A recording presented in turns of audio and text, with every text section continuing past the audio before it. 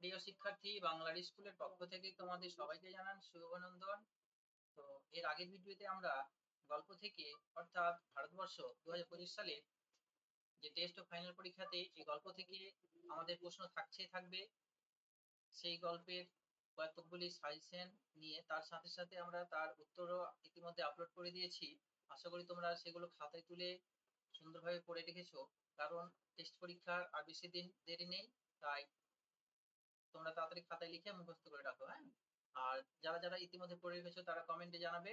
আর আজকে আমরা যে ভারতবর্ষ গল্পের সর্বশেষ কোশ্চেন, যেটার ন্যূনতম 90% আসার মতো, বাকিগুলো 100% বলতে পারি, এটা 90% আসার মতো শিওর, হ্যাঁ। তো এটা তোমরা দেখে রাখবে।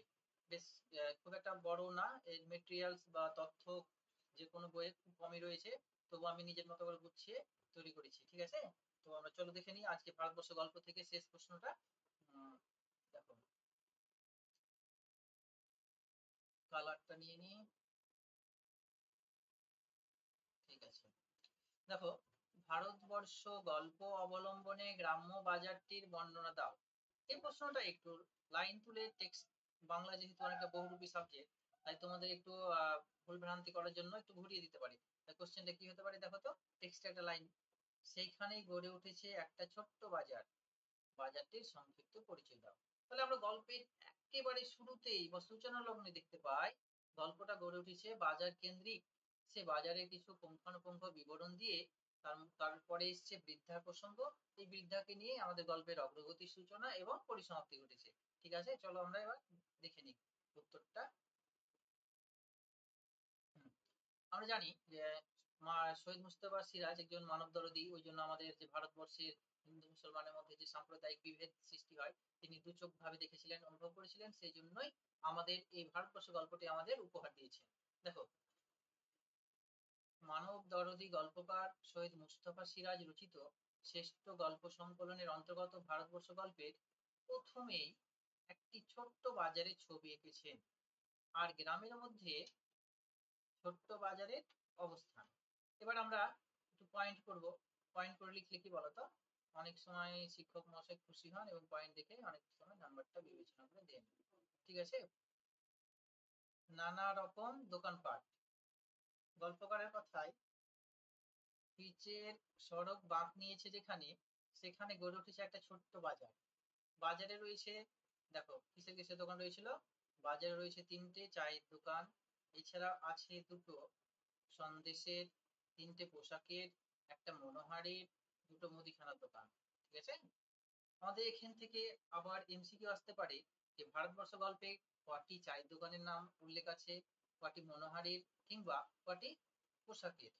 তো আমরা এই নোটটা করলে আশা করি এই প্রশ্নগুলো উত্তর পারবো। দেখো এবার, বাজারের এই পিছনে রয়েছে একটা ইট ভাটা, এছাড়াও বাজারে রয়েছে বিদ্যুৎ, ঠিক আছে। পরের পয়েন্ট দেখো, বাজারের পরিবেশ। প্যারাগ্রাফ চেঞ্জ করে পয়েন্ট করবে বাজারের পরিবেশ, ঠিক আছে। তাহলে পরিবেশ হবে, এখানটা চলে এসছে মিস্টেক, তোমরা পরিবেশ করবে। এবার দেখো, পৌষের বাদলার দিনে গ্রামের মানুষরা এই বাজারে চায়ের দোকানে একঘেয়েমির থেকে মুক্তি পেতে চলে আসেন, ঠিক আছে। তাহলে এই যে আমরা জানি ভারতবর্ষ গল্পে অকাল দুর্যোগ মঙ্গলবার শুরু হয়েছে, টানা কতদিন চলেছিল, সেক্ষেত্রে মানুষ একঘেয়েমিতে ভুগছিল। তাই হঠাৎ আকাশটা পরিষ্কার হওয়ায় তারা চায়ের দোকানে একটু একঘেয়েমি মুক্ত করতে বিভিন্ন আলাপ আলোচনা করার জন্য আসেন। চা দোকানে জমে ওঠে মজলিস এবং চা পানের সঙ্গে চলতে থাকে নানা রকম তর্ক বিতর্কের বাক্যালাপ। আমরা জানি চায়ের দোকান মানেই সেই নানা রকম মানুষের নানা রকম কথাবার্তা, নানা প্রসঙ্গ কেন্দ্রিক হয়। রাত 9টা পর্যন্ত বাজারে একটা জমজমাট ভাব থাকে, এরপর বাজার একেবারে ফাঁকা হয়ে যায়। সারা রাত জলে বাতি, তার মাঝে মাঝে রাস্তা দিয়ে কাঁপিয়ে চলে যায় ট্রাক, আর দূরের দিকে তারপর ভেসে আসে সেই গাছের উপর পেঁচার ডাক, ঠিক আছে। তো আশা করি আমাদের এই নোটটাও তোমরা ভালো করে করে রাখবে। এরপরে যে ভিডিও বা ক্লাসে আমি যেটা আলোচনা করব সেটা হচ্ছে কবিতা থেকে সালের টেস্ট ও ফাইনাল পরীক্ষায় আসার মতো যে সাজেশন, তার প্রশ্ন এবং উত্তর নিয়ে। ঠিক আছে, সবাই ভালো থেকো, সুস্থ থেকো।